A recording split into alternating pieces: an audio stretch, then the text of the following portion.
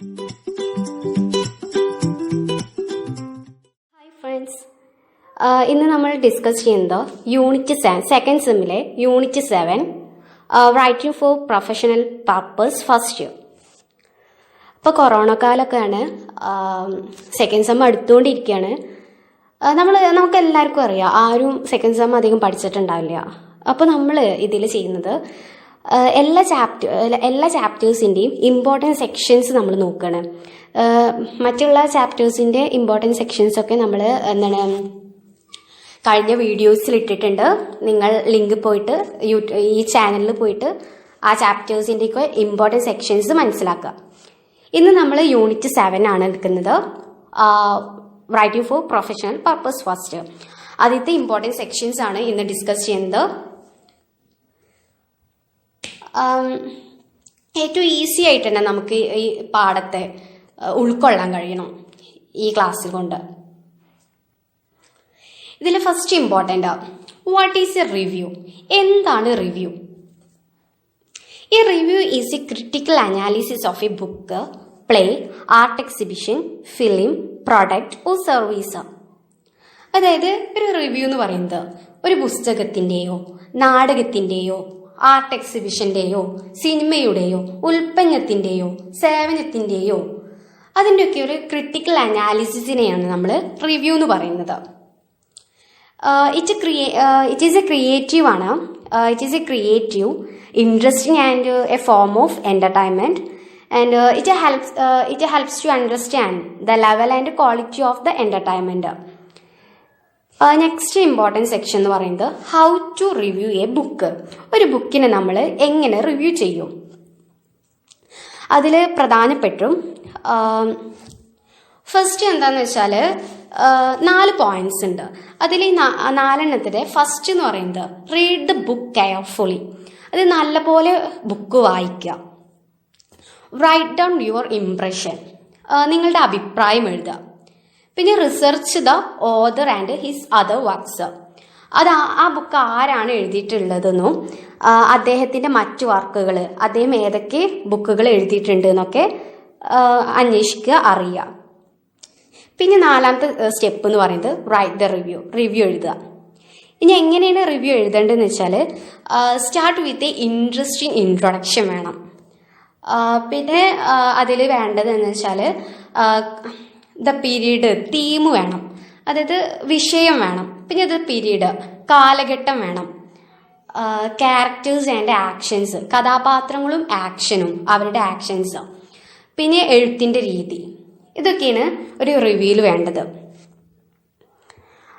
Start with interesting introduction, പിന്നെ state of theme, describe the period, characters and the action. Next, comment on the style or presentation. Presentation എന്ന് പറയുന്നത്, അതായത് comment own style എന്ന് പറയുന്നത് അദ്ദേഹം എങ്ങനെയാണ് ആ ബുക്ക് എഴുതിയിട്ടുള്ളത്, അദ്ദേഹത്തിൻ്റെ ഭാഷാശൈലി എന്താണ്, സിമ്പിളായിട്ട് എന്നൊക്കെ നമ്മൾ സിമ്പിൾ ഭാഷയാണ്, ഏത് ഭാഷയാണ് ഉപയോഗിച്ചിരിക്കുന്നത്, അതൊക്കെ നമ്മൾ എഴുതാം. ഇങ്ങനെയാണ് ഒരു ബുക്കിൻ്റെ റിവ്യൂ എഴുതുന്നത്. പിന്നെ റിവ്യൂ ഈസ് ആക്ച്വലി റിപ്പോർട്ടാണ്. റിവ്യൂ എന്ന് പറയുന്നത് ഒരു റിപ്പോർട്ടാണ്. നിങ്ങൾ കണ്ടുപിടിച്ചിട്ടുള്ള കാര്യങ്ങളും നിങ്ങളുടെ അഭിപ്രായങ്ങളും അനുമാനങ്ങളൊക്കെ എഴുതുന്ന ഒരു ക്രിട്ടിക്കൽ അനാലിസിസ്. അതാണ് റിവ്യൂവിനെ കുറിച്ചിട്ട് നമുക്ക് പ്രധാനമായിട്ടും അറിയുന്നത്, ബുക്ക് റിവ്യൂ.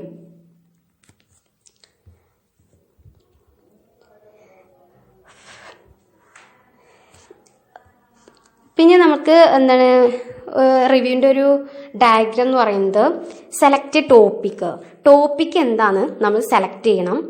പിന്നെ search the literature, develop your argument, survey the literature, critic the literature, പിന്നെ റൈറ്റ് ദ റിവ്യൂ. ഇപ്പം നമുക്ക് ഒരു ബുക്കിൻ്റെ റിവ്യൂ എങ്ങനെയാണ് എഴുതാന്ന് ഏകദേശം മനസ്സിലായിട്ടുണ്ടാവും.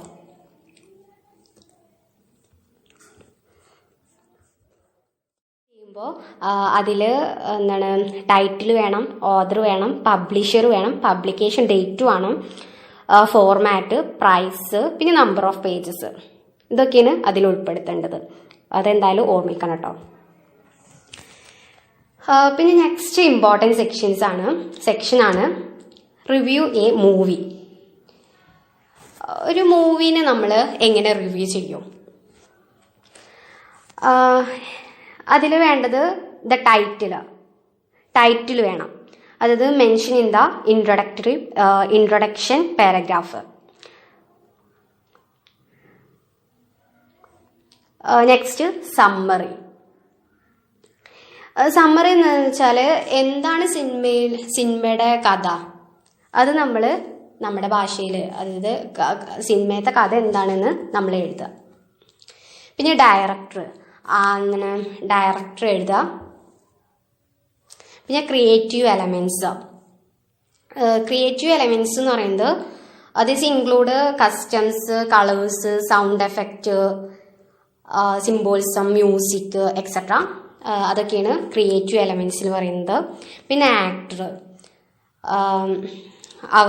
ആക്ടർ ആരൊക്കെയാണ്, അവരുടെ റോളുകൾ എന്തൊക്കെയാണ്, അവർക്ക് എന്തെങ്കിലും പ്രത്യേക കഴിവുകേടോ എടുത്തു പറയുന്നുണ്ടോ, അതൊക്കെ നമ്മൾ അനാലിസ് ചെയ്തിട്ട് എഴുതുക. അങ്ങനെയാണ്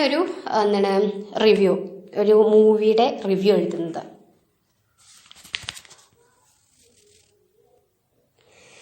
നെക്സ്റ്റ് സെക്ഷനാണ് റിവ്യൂ എ പ്രൊഡക്റ്റ്, ഒരു ഉൽപ്പന്നത്തിൻ്റെ റിവ്യൂ. ഇപ്പം നമ്മൾ പഠിച്ചത് ബുക്കിൻ്റെ റിവ്യൂ, മൂവിയുടെ റിവ്യൂ എഴുതാൻ. ഇനി നമുക്ക് പഠിക്കാനുള്ളത് പ്രൊഡക്റ്റിൻ്റെ review. Why should you write a product review? എന്തിനാണ് ഒരു ഉൽപ്പന്നം റിവ്യൂ ചെയ്യുന്നത് വെച്ചാൽ to share useful information with others. അതായത് ഉപയോഗപ്രദമായിട്ടുള്ള വിവരങ്ങൾ മറ്റുള്ളവരുമായിട്ട് പങ്കുവെക്കാനാണ് നമ്മൾ പ്രൊഡക്റ്റിൻ്റെ റിവ്യൂസ് എഴുതുന്നത്. പിന്നെ to promote products you like. അതായത് നിങ്ങൾക്ക് ഇഷ്ടമുള്ള ഉൽപ്പന്നങ്ങളെ പ്രൊമോട്ട് ചെയ്യാനൊക്കെ നമ്മൾ പ്രൊഡക്റ്റ് റിവ്യൂ ചെയ്യും. പിന്നെ to improve your writing skills, നിങ്ങളുടെ എഴുതാനുള്ള കഴിവ് വർദ്ധിപ്പിക്കാനും.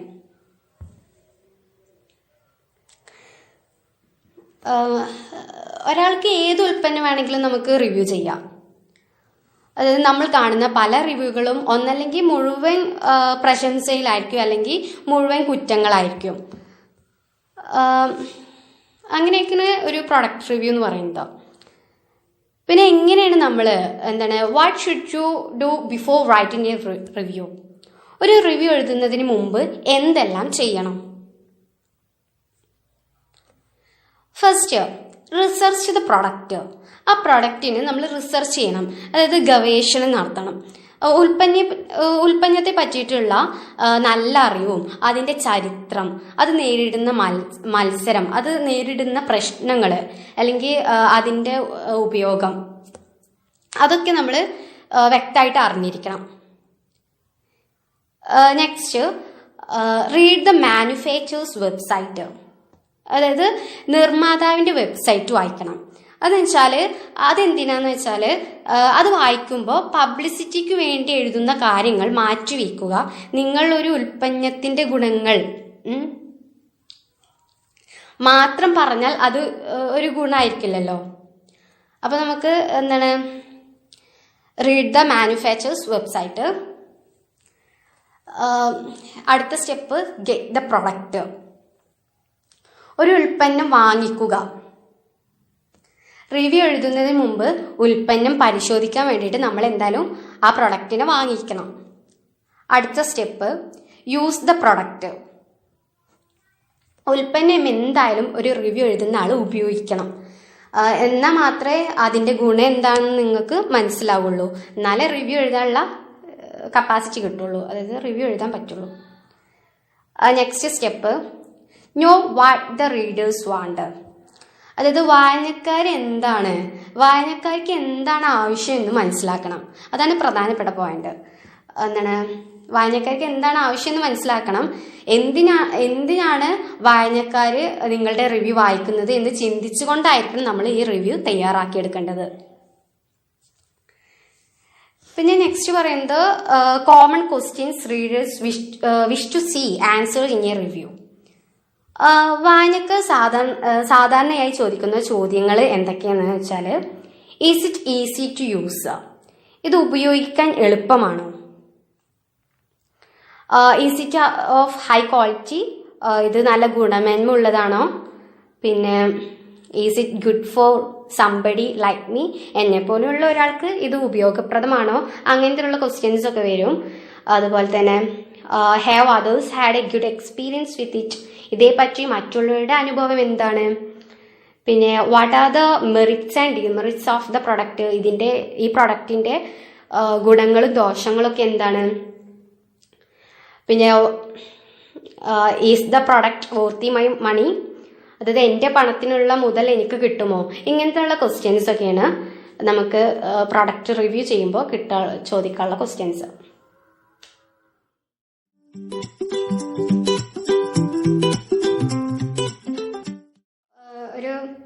ഒരു പ്രൊഡക്റ്റിന് റിവ്യൂ ചെയ്യാനുള്ള എന്താണെന്ന് ഏകദേശം പിടികിട്ടി. ഇനി നമ്മൾ ഫോർമാറ്റ് ഓഫ് റിവ്യൂ എന്താണ്, എങ്ങനെയാണ് റിവ്യൂവിൻ്റെ ഫോർമാറ്റ് ആണ് ഇനി നോക്കുന്നത്. First write the introduction. Introduction എഴുതണം. അതിലെന്താ വെച്ചാൽ it should hook the reader, അതായത് വായനക്കാരനെ ആകർഷിപ്പിക്കുന്ന വിധത്തിലുള്ള ഒരു ഇൻട്രൊഡക്ഷനാണ് നമ്മൾ കൊടുക്കേണ്ടത്.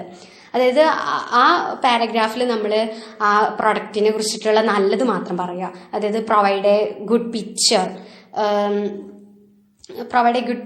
ഓഫ് ദ പ്രൊഡക്റ്റ്, അല്ലെങ്കിൽ good information of the product and it advantages. അങ്ങനെ നല്ലത് മാത്രം ഫസ്റ്റ് പാരഗ്രാഫിൽ നമ്മൾ കൊടുക്കുക.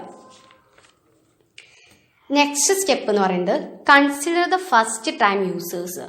അതായത് എന്താണ്, ആദ്യം ഉപയോഗിക്കുന്നവർക്ക് വേണ്ടിയിട്ട് നമ്മൾ ആദ്യം ഉപയോഗിക്കുന്ന ഒരാളെ നമ്മൾ കാണണം. അതായത് അതവർക്ക് വർക്ക് ചെയ്യുന്ന ഈ പ്രൊഡക്റ്റ് എങ്ങനെയാണ് ഉപയോഗിക്കുക, ഒരു പുതിയ ഉപഭോക്താക്കളെ ഈ ഉൽപ്പന്നവുമായിട്ട് പരിചയപ്പെടുത്തുക. അതാണ് നമ്മൾ കൺസിഡർ ദ ഫസ്റ്റ് ടൈം യൂസേഴ്സിനെ കൺസിഡർ ചെയ്യണം. നെക്സ്റ്റ് ഫോർ എക്സ്പീരിയൻസ്ഡ് കൺസ്യൂമേഴ്സ്, ഉൽപ്പന്നത്തിന്റെ പുതിയ സവിശേഷതകൾ വിവരിക്കുക, കുറവുകൾ ചൂണ്ടിക്കാണിക്കുക. നെക്സ്റ്റ് ഡിസ്ക്രൈബ് ദ പ്രൊഡക്റ്റ്, ഉൽപ്പന്നം വിവരിക്കുക. അതായത് അതിന്റെ brand name, it should include brand name, model number, measurements, price etcetera. അങ്ങനെ അതിനെ കുറിച്ചിട്ടുള്ള എല്ലാ വിവരങ്ങളും കൊടുക്കണം. Brand name, model number, measurement, പിന്നെ അതിന്റെ വില എന്താണ്, അതൊക്കെ കൊടുക്കണം. Next be balanced. Say what you like and what you don't like about the product. അതായത് ഈ ബി ബാലൻസ്ഡ് എന്ന് പറയുന്നത് ഉൽപ്പന്നങ്ങളുടെ ഗുണം മാത്രം പറയാതെ ഗുണങ്ങളും ആ ഉൽപ്പന്നത്തിന് എന്തൊക്കെ ഗുണങ്ങളുണ്ട് എന്തൊക്കെ ദോഷങ്ങളുണ്ട് എന്നൊക്കെ പറയണം. നെക്സ്റ്റ് സ്റ്റെപ്പ് എന്ന് പറയുന്നത് explain how you arrived at your judgement. അതായത് നമ്മളിങ്ങനെ വിവരിക്കുകയാണല്ലോ, അപ്പൊ നിങ്ങൾ എങ്ങനെയാണ് നിങ്ങളുടെ നിഗമനത്തിൽ എത്തിച്ചേരുന്നത് എന്ന് കാണിക്കണം. അടുത്ത സ്റ്റെപ്പ് എന്ന് പറയുന്നത് കമ്പയർ ആൻഡ് കോൺട്രാസ്റ്റ് പ്രൊഡക്റ്റ്. അതായത് ഇതുപോലെയുള്ള മറ്റു ഉൽപ്പന്നങ്ങളുമായിട്ട് നമ്മൾ താരതമ്യം ചെയ്തിട്ട് ഒരു താരതമ്യം നടത്തണം എന്തായാലും. അടുത്ത സ്റ്റെപ്പ് എന്ന് പറയുന്നത് റൈറ്റ് എ കൺക്ലൂഷനിൽ എത്തുക. അതായത് കൺക്ലൂഷനിൽ നമ്മൾ പറയുന്നത് ഉൽപ്പന്നങ്ങളുടെ ഗുണങ്ങളും കുറവുകളും ചുരുക്കി പറഞ്ഞിട്ട് ഒരു നിങ്ങളുടെ നിഗമനങ്ങളും നിങ്ങൾക്ക് ആ ഉൽപ്പന്നത്തോട് എന്താണ് തോന്നുന്നത് അതുപോലെ സത്യസന്ധമായിട്ടുള്ള ഒരു അഭിപ്രായമൊക്കെ ചേർത്തിണക്കിയിട്ട് നമ്മളൊരു കൺക്ലൂഷൻ തയ്യാറാക്കുക. അതാണ് പ്രൊഡക്റ്റ് റിവ്യൂവിനെ കുറിച്ചിട്ട് നമുക്ക് പഠിക്കാനുള്ളത്. അടുത്ത ടോപ്പിക്ക് റൈറ്റ് കേസ് സ്റ്റഡി. അതായത് what are the case studies. എന്താണ് കേസ് സ്റ്റഡി എന്ന് പറയുന്നത്? കേസ് സ്റ്റഡി എന്ന് പറഞ്ഞാൽ അതൊരു സംഭവമോ അല്ലെങ്കിൽ കഥകളോ ആവാം. അതായത് റിയൽ ആവാം, അല്ലെങ്കിൽ നമ്മൾ ഭാവനയായിട്ട് ഉണ്ടാക്കുന്ന സംഭവങ്ങളാവാം. അതാണ് കേസ് സ്റ്റഡി എന്ന് പറയുന്നത്. Case studies R stories. They present realistic, complex situations often involving a problem. ഇനി പറയുന്നത് ഈ കേസ് സ്റ്റഡി എന്ന് പറയുന്നത് case studies have been used especially in the teaching of medicine, law and business. അതായത് എന്താണ് ഈ മെഡിസിൻ, ലോ, ബിസിനസ് മുതലായ മേഖലകളിൽ ആണ് കേസ് സ്റ്റഡികൾ കൂടുതൽ ഉപയോഗപ്പെടുത്തുന്നത്. പിന്നെ the bridge the gap between theory and practice and between the academy and the workplace. അതായത് ഇതിന് ഈ തിയറിയും പ്രാക്ടീസും തമ്മിലുള്ള ഗ്യാപ്പ് കുറക്കാൻ സാധിക്കും ഈ കേസ് സ്റ്റഡിക്ക്. പിന്നെ അതുപോലെ തന്നെ അക്കാദമിയും വർക്ക് പ്ലേസും ഉള്ള എന്താണ് ഗ്യാപ്പ് കുറക്കാൻ കഴിയും. പിന്നെ ഈ കേസ് സ്റ്റഡീനെ കൊണ്ടുള്ള ഉപയോഗം എന്താണെന്ന് വെച്ചാൽ പ്രശ്നങ്ങൾ എന്തെന്ന് കണ്ടുപിടിക്കാനും അത് ഏതെല്ലാം വിധത്തിൽ അവയെ പരിശോധിക്കാം, അല്ലെങ്കിൽ അവയ്ക്ക് എങ്ങനെയൊക്കെ സൊല്യൂഷൻ കണ്ടെത്താം, അതിനായിട്ട് എങ്ങനെയാണ് നമ്മൾ നേരിടുക, അങ്ങനെ എല്ലാ വിവരങ്ങളും നമുക്കൊരു കേസ് സ്റ്റഡി നൽകുന്നുണ്ട്. അപ്പം കേസ് സ്റ്റഡി എന്താണെന്ന് ചോദിച്ചാൽ നമുക്ക് എന്താന്ന് എഴുതാനുള്ള ഒരു അറിവ് കിട്ടിയല്ലോ. ഇനി എന്താന്ന് വെച്ചാൽ what are the uses of case study എന്ന് പറയുന്നത് നമ്മളിപ്പോൾ പറഞ്ഞതിൽ തന്നെ ഒരുപാട് യൂസസ് ഉണ്ട്. ഗ്യാപ്പ് കുറക്കാം, അതുപോലെ മെഡിസിൻസിലൊക്കെ യൂസ് ചെയ്യുന്നത് നമുക്കൊരു പ്രോബ്ലം മനസ്സിലാക്കാം, ആ പ്രോബ്ലത്തെ എങ്ങനെ സൊല്യൂഷൻ കാണാം, അതൊക്കെ ഒരു അതിൻ്റെ യൂസസ് ആണ്. അതല്ലാതെ കേസ് സ്റ്റഡീനെ കൊണ്ടുള്ള ഉപയോഗങ്ങൾ എന്ന് പറയുന്നത് can be used in lecture based or discussion based classes. Lecture based ക്ലാസ്സുകളിലും ഡിസ്കഷൻ ബേസ്ഡ് ക്ലാസ്സുകളിലൊക്കെ നമുക്ക് കേസ് സ്റ്റഡി ഉപയോഗിക്കാവുന്നതാണ്. They can be real with real people and situation or imaginary. അവ യഥാർത്ഥമാകാം. ഈ കേസ് സ്റ്റഡി എന്ന് പറയുന്നത് കേസ് സ്റ്റഡിയിലുള്ളത് ഒന്നല്ലെങ്കിൽ യഥാർത്ഥമാകാം, അല്ലെങ്കിൽ നമുക്ക് ഭാവനയിൽ ഉള്ളതാവാം. ഈ പറഞ്ഞത് തന്നെയാണ് നമ്മൾ കേസ് സ്റ്റഡിയിലൊക്കെ പറയുന്നത്, എല്ലാത്തിലും പറഞ്ഞത് തന്നെയാണ്. അടുത്തത് എന്ന് പറയുന്നത് they provide all the relevant data students need to discuss and resolve the issue. കുട്ടികൾക്ക് സംവദിക്കാനും പരിഹാരം കാണുന്നതിനും വേണ്ട വിവരങ്ങൾ നമുക്ക് കേസ് സ്റ്റഡി നൽകുന്നുണ്ട്. Next, the students learn multiple aspects of the problem. അതായത് കുട്ടികൾക്ക് അതിലുള്ള ഒരു പ്രശ്നത്തിന്റെ വിവിധ വശങ്ങൾ മനസ്സിലാക്കാൻ നമുക്ക് കേസ് സ്റ്റഡി സഹായിക്കുന്നുണ്ട്. പിന്നെ they can make the students suggest solution to the problem or simply identify the parameters of the problem. അതായത് കുട്ടികൾക്ക് പ്രശ്ന പരിഹാരങ്ങൾ നിർദ്ദേശിക്കാനും അവസരം കിട്ടുന്നുണ്ട്. അതാണ് കേസ് സ്റ്റഡിയുടെ യൂസസ്. നെക്സ്റ്റ് സെക്ഷൻ എന്ന് പറയുന്നത്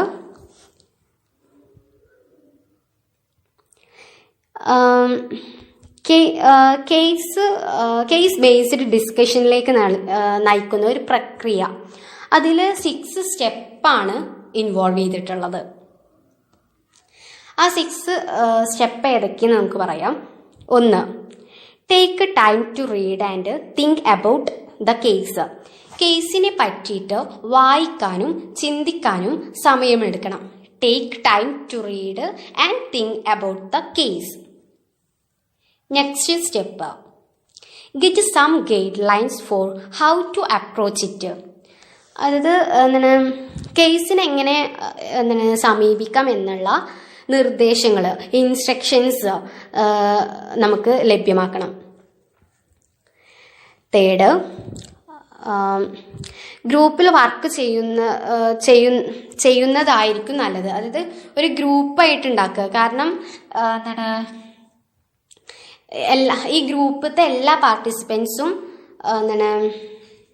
എല്ലാവർക്കും അവസരം കിട്ടുന്നു എന്ന് ഉറപ്പ് വരുത്തുക. അതാണ് 3ാമത്തെ സ്റ്റെപ്പ്. 4ാമത്തെ സ്റ്റെപ്പ്, പ്രസന്റ് സൊല്യൂഷൻ. അതായത് നിർദ്ദേശങ്ങൾ സമർപ്പിക്കുക. അതിൻ്റെ കൂടെ കാരണങ്ങൾ പറയണം. പിന്നെ 10 പറഞ്ഞു നമ്മൾ. 1, 2, 3, 4 പറഞ്ഞു.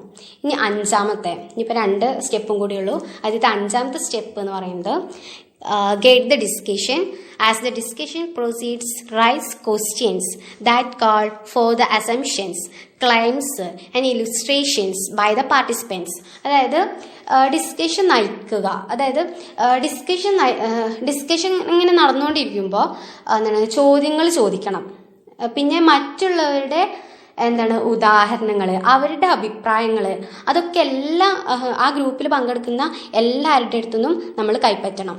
അതാണ് 5th. പിന്നെ 6th എന്ന് പറയുന്നത് ഏറ്റവും അവസാനത്തെ സ്റ്റെപ്പാണ്. Synthesise the issue raised. അതായത് ഇപ്പോൾ നമ്മൾ സമ്മറൈസ് ചെയ്യുക, കൺക്ലൂഡ് ചെയ്യുക, അതായത് അവസാനിപ്പിക്കുക.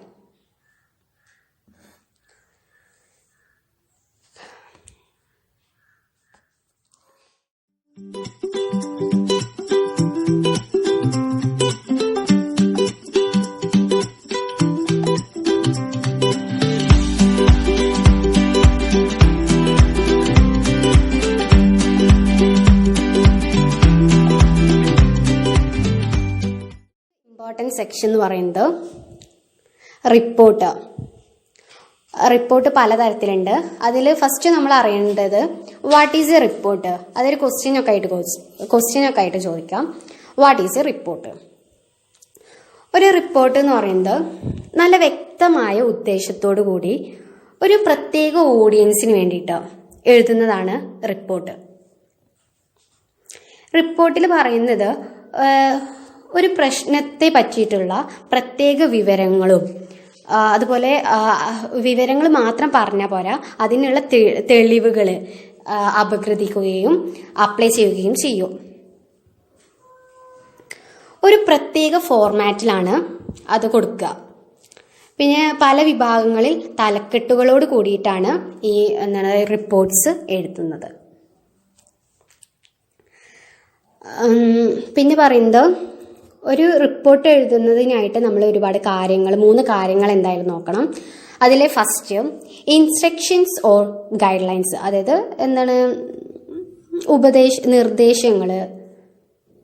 നിർദ്ദേശങ്ങൾ കൈപ്പറ്റിയിരിക്കണം. രണ്ടാമത്തത് the purpose, audience and the problem, ഉദ്ദേശം, ആർക്കാണ് റിപ്പോർട്ട് കൊടുക്കേണ്ടത്, എന്താണ് പ്രശ്നം എന്ന കാര്യങ്ങൾ. മൂന്നാമത്തത് സ്പെസിഫിക് റിക്വയർമെന്റ് ഫോർ ഫോർമാറ്റ്, പ്രത്യേക ഫോർമാറ്റ് വേണം. ഇനി നമ്മൾ പറയാൻ പോകുന്നത് the structure of A report, ഒരു റിപ്പോർട്ടിന്റെ ഘടന. First title page. ഈ ടൈറ്റിൽ പേജ് എന്ന് പറയുന്നത് ഉദ്ദേശം ചുരുക്കത്തിൽ വിവരിക്കുക. അതിൽ നിങ്ങളുടെ പേര് വേണം, തീയതി, ആർക്കാണ് റിപ്പോർട്ട് കൊടുക്കുന്നത് എന്നെല്ലാം കാണും. Briefly describe the purpose, should include your name and date, the date and for whom it is written. Next, terms of reference. Terms of റെഫറൻസിൽ പറയുന്നത് ആരാണ് ഇത് വായിക്കുന്നത്, എന്തിനാണ് എഴുതിയത്, ഇങ്ങനെയുള്ള ക്വസ്റ്റ്യൻസ്, വാട്ട്, വെൻ, അതൊക്കെ എങ്ങനെയാണ് അത് എഴുതിയത്, അതൊക്കെ ഇൻക്ലൂഡ് ചെയ്യണം. ഓഡിയൻസ്, പർപ്പസ്, മെത്തേഡ്സ്, അതാണ്. Next abstract. അബ്സ്ട്രാക്റ്റ് എന്ന് പറയുന്നത് റിപ്പോർട്ടിന്റെ ഉള്ളടക്കം 1/2 പേജിൽ കൂടാൻ പാടില്ല. പൊതുവായിട്ടുള്ള നമ്മളൊരു ഗീവ്സ് എ ക്ലിയർ ഓവർവ്യൂ കൊടുക്കുകയാണ് ഇതിൽ. Next table of content. Table of കണ്ടന്റ്സിൽ ഉള്ളടക്കം, പിന്നെ അധ്യായങ്ങൾ, അതായത് list the chapters with page number. അടുത്തത് ഇൻട്രൊഡക്ഷൻ ആണ്. ഇൻട്രൊഡക്ഷൻ എന്ന് പറയുന്നത് പ്രധാന ഭാഗത്തേക്കുള്ള ഒരു തുടക്കമാണ് ഈ ഇൻട്രൊഡക്ഷൻ എന്ന് പറയുന്നത്. അതിൽ നമ്മുടെ ലക്ഷ്യങ്ങൾ എന്താണെന്ന് കൊടുക്കണം, ആ ഉദ്ദേശങ്ങൾ, ലക്ഷ്യങ്ങൾ, കുറവുകൾ അല്ലെങ്കിൽ ലിമിറ്റേഷൻസോ പ്രശ്നങ്ങളോ ഒക്കെ അതൊക്കെ ഉണ്ടെങ്കിൽ അതൊക്കെ പറയാനുള്ള ഭാഗമാണ് ഇൻട്രൊഡക്ഷൻ എന്ന് പറയുന്നത്. പിന്നെ റിസർച്ച് മെത്തേഡ് എങ്ങനെയാണെന്ന് വിവരിക്കണം, description of research method. Next methods. ഈ മെത്തേഡ്സിൽ ഉപയോഗിച്ച ഉപകരണങ്ങൾ എന്തൊക്കെയാണ്, ചെയ്ത വഴികൾ, ഏതിലൂടെയൊക്കെ നമ്മൾ ഏതൊക്കെ വഴികളാണ് ഉപയോഗിച്ചത്, നേരിട്ട പ്രശ്നങ്ങൾ എന്തൊക്കെയാണ്, അതൊക്കെ കൊടുക്കാനുള്ളതാണ് methods. List of equipments used, procedures followed, problems encountered etcetera. അതൊക്കെ കൊടുക്കാനുള്ളതാണ് മെത്തേഡ്സ്. നെക്സ്റ്റ് റിസൾട്ടിൽ പറയുന്നത് ഡയഗ്രങ്ങൾ, ഗ്രാഫുകൾ, ടേബിള് ഉപയോഗിച്ചിട്ട് അതിൻ്റെ റിസൾട്ട് പറയണം. നെക്സ്റ്റ് പറയുന്നത് ഡിസ്കഷൻ എന്ന് പറയുന്നത് റിപ്പോർട്ടിന്റെ പ്രധാനപ്പെട്ട ഭാഗമാണ് ഡിസ്കഷൻ എന്ന് പറയുന്നത്. The main body is the discussion. The facts and evidence should be analysed. അതായത് ഇതിൽ എന്താണ്, തെളിവുകളോട് കൂടിയിട്ട് വേണം നമ്മൾ അപഗ്രഥിക്കാൻ. പിന്നെ arrange the things in a logical way. കാര്യങ്ങളൊക്കെ ഒരു ലോജിക്കൽ ഓർഡറിൽ ക്രമീകരിക്കണം. Next conclusion. ഏറ്റവും കൺക്ലൂഷൻ എന്ന് പറയുന്നത് നമ്മൾ സമ്മറൈസ് ചെയ്യാണ്. പിന്നെ അപ്പൻഡിസസിൽ ടാബിൾസ്, ടാബിൾസ് വേണം, ഗ്രാഫ് വേണം, സർവേ, അങ്ങനെ ഉള്ളതൊക്കെ, ചോദ്യാവലികൾ, അതൊക്കെ തന്നെ. പിന്നെ ബിബ്ലിയോഗ്രഫിയിൽ പറയുന്നത് എന്താണ്, ആൽഫബറ്റിക് ഓർഡറിൽ ഓതേഴ്സിൻ്റെ പേര് കൊടുക്കുക. പിന്നെ അക്നോളജ്മെൻ്റ് ആണ്. ഈ റിപ്പോർട്ട് ചെയ്യാൻ നിങ്ങളെ സഹായിച്ച ആരെങ്കിലും ഉണ്ടെങ്കിലും, അല്ലെങ്കിൽ നിങ്ങൾക്ക് എവിടെ നിന്നാണ് വിവരം കിട്ടിയത്, ആരെങ്കിലും ഉപദേശം തന്നോ, അങ്ങനെയുള്ള വ്യക്തികളെ അല്ലെങ്കിൽ സ്ഥാപനങ്ങളെയൊക്കെ പേരുകൾ എഴുതി കൊടുക്കാനുള്ള ലാസ്റ്റ് സെക്ഷനാണ് അക്നോളജ്മെന്റ്. ലാസ്റ്റ് പോയിന്റ് എന്ന് പറയുന്നത് ഗ്ലോസറി ഓഫ് ടെക്നിക്കൽ ടേംസ്. അതായത് ടെക്നിക്കൽ വാക്കുകളുടെയും ചുരുക്കെഴുത്തുകളെയും ശരിയായ വിവരണങ്ങൾ കൊടുക്കുക. ഇതാണ് ഒരു റിപ്പോർട്ടിന്റെ സ്ട്രക്ചർ. ഇനി നമുക്ക് അടുത്ത പ്രധാനപ്പെട്ടായിട്ട് നമുക്ക് നോക്കാനുള്ളത് ടൈപ്പ് ഓഫ് റിപ്പോർട്ട്സ്. അതിൽ 3 തരത്തിലുള്ള റിപ്പോർട്ടാണ് നമുക്ക് ഉള്ളത്. റെക്കമെൻഡേഷൻ റിപ്പോർട്ട് ഉണ്ട്, ഇവാലുവേഷൻ റിപ്പോർട്ട് ഉണ്ട്, ഫീസിബിലിറ്റി റിപ്പോർട്ട് ഉണ്ട്. അതിൽ റെക്കമെൻഡേഷൻ റിപ്പോർട്ട് എന്ന് പറയുന്നത് എന്താണ്, 2 അതിൽ കൂടുതലോ ഉൽപ്പന്നങ്ങളുടെയോ വസ്തുക്കളുടെയോ പ്ലാനുകളുടെയോ സംഘടനകളുടെയോ ആവശ്യമായിട്ടുള്ള കാര്യങ്ങളിലുള്ള മേന്മകൾ അതൊക്കെ കാണിച്ചിട്ട് റെക്കമെൻഡ് ചെയ്യാം. അതിനാണ് നമ്മൾ റെക്കമെൻഡേഷൻ റിപ്പോർട്ട്സ് എന്ന് പറയുന്നത്. എന്താണ്, ഏതെങ്കിലും ഒന്നോ അല്ലെങ്കിൽ പലവിധ ആവശ്യങ്ങൾക്കായിട്ട് ഒന്നിൽ കൂടുതലോ റിപ്പോർട്ടുകൾ റെക്കമെൻഡേഷൻ കാണാം. ചിലതിൽ നമുക്ക് റെക്കമെൻഡേഷൻ കാണാതിരിക്കും ചെയ്യാം. അടുത്തത് നമുക്ക് പഠിക്കാനുള്ളത് ഇവാലുവേഷൻ റിപ്പോർട്ടാണ്. ഇവാലുവേഷൻ റിപ്പോർട്ട് എന്ന് പറയുന്നത് എന്താണ്, ഉൽപ്പന്നങ്ങളും പ്ലാനുകളും പ്രോഗ്രാമുകളും വസ്തുക്കളും സംഘടനകളും ഒക്കെ താരതമ്യപ്പെടുത്തിയിട്ട് അവ നമ്മുടെ ആവശ്യങ്ങൾക്ക് പറ്റുന്നതാണോ അല്ലെങ്കിൽ നല്ലതാണോ ഉപയോഗപ്രദമാണോ എന്നൊക്കെ കാണിക്കുന്നതാണ് ഈ ഇവാലുവേഷൻ റിപ്പോർട്ട് ഉപയോഗിക്കുന്നത്. ഈ ഇവാലുവേഷൻ റിപ്പോർട്ട് തയ്യാറാക്കുമ്പോൾ കാര്യങ്ങൾ നന്നായിട്ട് പഠിച്ച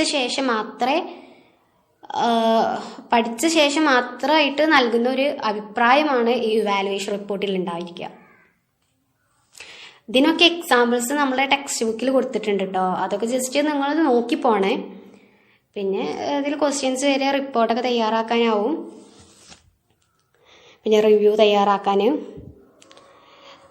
നെക്സ്റ്റ് പിന്നെ എന്താണ് ഫീസിബിലിറ്റി റിപ്പോർട്ട്, എന്താണ് ഇവാലുവേഷൻ റിപ്പോർട്ട് എന്നൊക്കെ ക്വസ്റ്റ്യൻസ് ഉണ്ടാവും.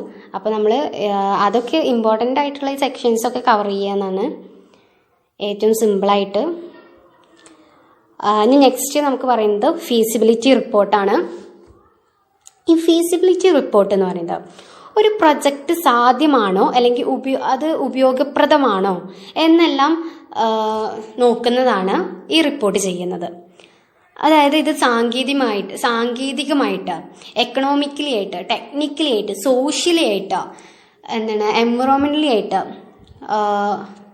ഇതൊക്കെ ഉപയോഗപ്രദമാണോ എന്നാണ് ഈ റിപ്പോർട്ട് ഫീസിബിലിറ്റി റിപ്പോർട്ട് ചെക്ക് ചെയ്യുന്നത്. ഇതിൽ പറയുന്നത് വെച്ചാൽ it studies A situation and A plan for doing something. അതായത് ഏതെങ്കിലും ഒരു കാര്യം ചെയ്യാനുള്ള ഒരു സന്ദർഭവും അല്ലെങ്കിൽ ഒരു പ്ലാനും ഈ റിപ്പോർട്ട് പഠിക്കും. അതായത് നമ്മളൊരു ക്വസ്റ്റ്യൻ ചോദിക്കുകയാണ്, നമ്മൾ plan should we implement plan X, അതായത് നമ്മൾ പ്ലാൻ എക്സ് നടപ്പിലാക്കണോ എന്നുള്ള ഒരു ചോദ്യത്തിന് അവർ നമുക്ക് ഉത്തരം തരുന്നുണ്ട്. അതെ അല്ലെങ്കിൽ പറ്റില്ല, അല്ല എന്നൊക്കെ അവർക്ക് ഉത്തരം കഴിയുന്നു. The answer can be yes or no അല്ലെങ്കിൽ മേ ബി. ഇവർ തരുന്നത് വിത്ത് റീസൺ കൂടിയായിരിക്കും ആൻസർ തരുന്നത്. അതാണ് ഫീസിബിലിറ്റി റിപ്പോർട്ടിനെ കുറിച്ചിട്ട് നമുക്ക് അറിഞ്ഞിരിക്കേണ്ട കാര്യങ്ങൾ. പിന്നെ നമ്മുടെ പാഠം കഴിയാനായിട്ടുണ്ട്. ഇത് കുറച്ച് ലെങ്തി കൂടിയ പാഠമാണ്, പക്ഷെ എന്നാലും സിമ്പിളാണ്. നമ്മൾ എന്താണ് കാര്യം എന്ന് മനസ്സിലാക്കിയാൽ നമുക്ക് ഏറ്റവും ഈസി ആയിട്ട് എഴുതാൻ പറ്റുന്ന പാഠമാണ്. പിന്നെ അടുത്ത സെക്ഷൻ എന്ന് പറയുന്നത് what is A progress report. എന്താണ് ഒരു പ്രോഗ്രസ് റിപ്പോർട്ട്? ഒരു സൂപ്പർവൈസർക്ക് അല്ലെങ്കിൽ അസോസിയേറ്റിന്, കസ്റ്റമർക്ക് ഒരു പ്രൊജക്റ്റിന്റെ പുരോഗതി കാണിച്ചു കൊണ്ടിട്ട് എഴുതുന്ന ഒരു റിപ്പോർട്ടാണ് ഈ പ്രോഗ്രസ് റിപ്പോർട്ട് എന്ന് പറയുന്നത്. You write a progress report to inform a superior, supervisor, associative or customer about progress you have made on a project over a certain period of time. അതാണ് പ്രോഗ്രസ് റിപ്പോർട്ട് എന്ന് പറയുന്നത്.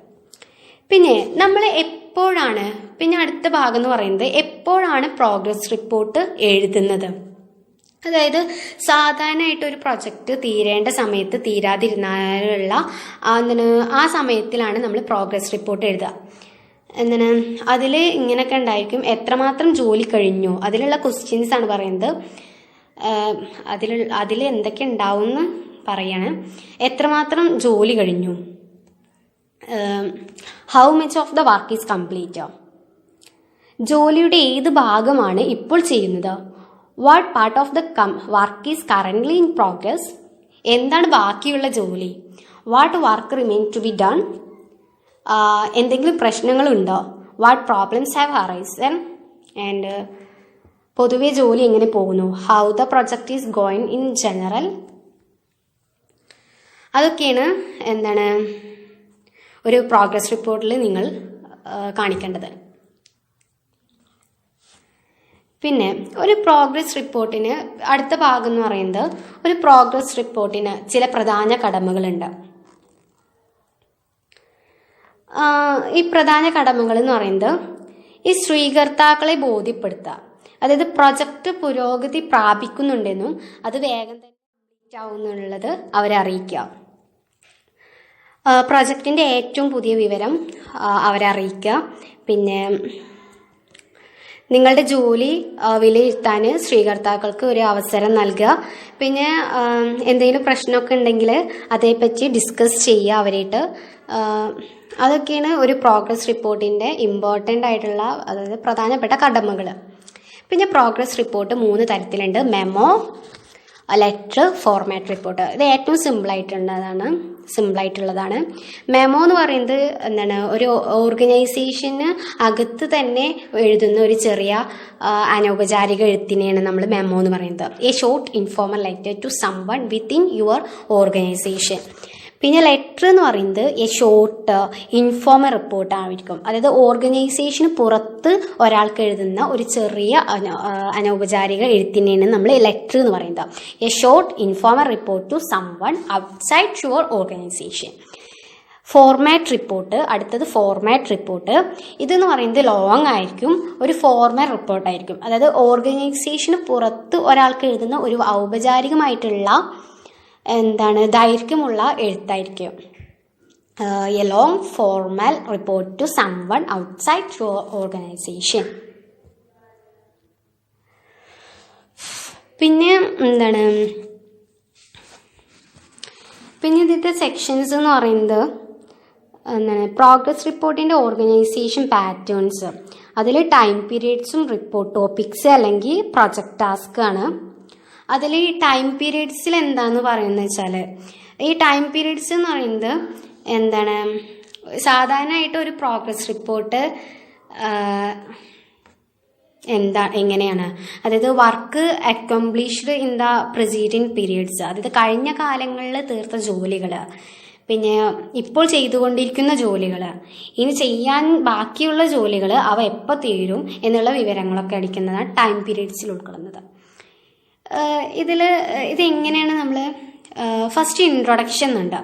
ഇൻട്രൊഡക്ഷനിൽ പറയുന്നത് ഈ പ്രൊജക്റ്റിൻ്റെ ഉദ്ദേശം വേണം, അതിൻ്റെ വ്യാപ്തി കാണിക്കണം, പ്രവർത്തനങ്ങൾ എന്തൊക്കെയാണ് എന്നൊക്കെ ഈ ഇൻട്രൊഡക്ഷനിൽ നമ്മൾ കാണിക്കണം. അതെന്തൊക്കെയാണെന്ന് ഞാൻ ഒന്ന് പറഞ്ഞുതരാം. പ്രൊജക്റ്റിൻ്റെ ഉദ്ദേശം, അതായത് purpose of the project, specific objectives of the report, അതായത് റിപ്പോർട്ടിൻ്റെ പ്രത്യേക ലക്ഷ്യങ്ങൾ എന്തൊക്കെയാണെന്ന്. പിന്നെ scope or limits of the project, ഈ പ്രൊജക്റ്റിൻ്റെ വ്യാപ്തി, അതിൻ്റെ പരിമിതികൾ എന്തൊക്കെയാണെന്ന്. പിന്നെ ഡേറ്റ് ദ പ്രൊജക്ട് ബിഗിൻ, എന്നാണ് ഈ പ്രൊജക്റ്റ് തുടങ്ങിയ സമയം. പിന്നെ date the project schedule to be completed, എന്താണ് ഈ പ്രൊജക്റ്റ് ഏത് സമയത്താണോ ഇത്ര സമയം കൊണ്ട് തീർക്കണം എന്ന് നമുക്ക് മുന്നേ കിട്ടിയിട്ടുള്ള ഇതുണ്ടാവുമല്ലോ, ആ ഡേറ്റ് എന്നാണെന്ന് കൊടുക്കണം. പിന്നെ pupil or organisation working on the project, ആ പ്രൊജക്റ്റിൽ ആരൊക്കെ ഉണ്ട്, ഏതൊക്കെ വ്യക്തികളുണ്ട്, ഏതൊക്കെ സംഘടനകളുണ്ട് ഉൾപ്പെട്ടിരിക്കുന്ന ആ പ്രൊജക്റ്റിൽ ഉൾപ്പെട്ടിരിക്കുന്ന വ്യക്തികളെയും സംഘടനകളെയും ഒക്കെ ഉൾക്കൊള്ളണം. അടുത്തത് pupil or organisation for ഹൂം the project is done, അതായത് ആർക്ക് വേണ്ടിയിട്ടാണ് നമ്മൾ ഈ പ്രൊജക്റ്റ് തയ്യാറാക്കുന്നത്, അല്ലെങ്കിൽ ഏത് സംഘടനയ്ക്ക് വേണ്ടിയിട്ടാണ് ഈ പ്രൊജക്റ്റ് തയ്യാറാക്കുന്നത്, അതൊക്കെ അതിൽ ഉൾക്കൊള്ളണം. പിന്നെ overview of A content of the progress report, അതായത് ഒരു ഓവർവ്യൂ എഴുതുക. പിന്നെ body of the progress report, ഈ ബോഡി ഓഫ് ദ പ്രോഗ്രസ് റിപ്പോർട്ടിൽ ഉൾക്കൊള്ളുന്നത് ചെയ്ത ജോലിയുടെ ഒരു അതായത് ഒരു കൺക്ലൂഷൻ അല്ലെങ്കിൽ ഒരു സമ്മറി. അതെന്ന് വെച്ചാൽ ചെയ്തുകൊണ്ടിരിക്കുന്ന ജോലി എന്താണ്, ഇനി ചെയ്യാനുള്ള ജോലി എന്താണ്, പ്രൊജക്റ്റിൻ്റെ ഒരു പൊതുവായ വീക്ഷണം അതൊക്കെയാണ് അതിൽ ഉൾക്കൊള്ളുക. പിന്നെ അതിൻ്റെ ഒരു രൂപരേഖ, വരകൾ, അതിൻ്റെ എത്ര ചെലവ് വന്നു, അതിൻ്റെ അനുമാനങ്ങളൊക്കെ ഈ ബോഡി ഓഫ് ദ പ്രോഗ്രസ് റിപ്പോർട്ടിൽ ഉൾക്കൊള്ളാം.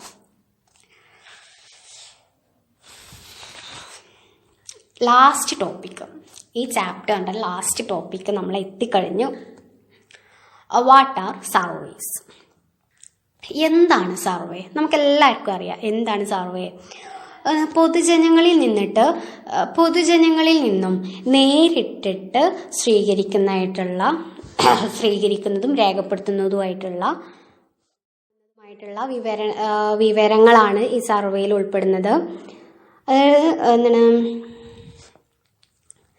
Survey is a type of direct information gathering in which you directly observe and record. Directly ആയിട്ട് ഒബ്സർവ് ചെയ്യുന്ന വിവരങ്ങളാണ് സർവേയിൽ ഉൾക്കൊള്ളുന്നത്.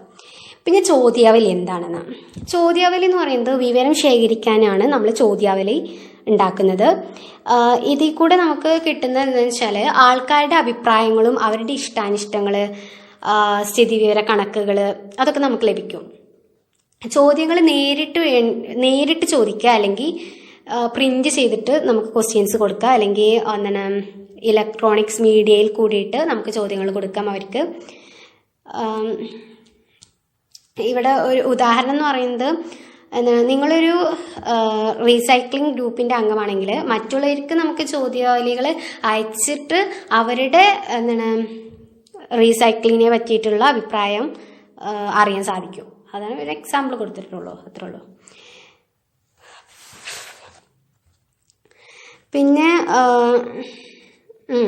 പിന്നെ നമ്മുടെ ഒരു കോളേജിൽ ഇവിടെ ബ്രെയിൻ സ്റ്റോമിംഗ് എന്ന് പറയുന്നത് അതെന്താണെന്ന് വെച്ചാൽ നിങ്ങളുടെ കോളേജിൽ അതായത് സർവേ നടത്തുന്നതിനുള്ള കാരണങ്ങൾ എന്തൊക്കെയാണെന്നൊക്കെ ചോദിക്കും. അത് ജസ്റ്റ് നമ്മൾ മനസ്സിലാക്കുക, വിവരം ശേഖരിക്കാനാണ് നമുക്ക് അറിയുന്നത്.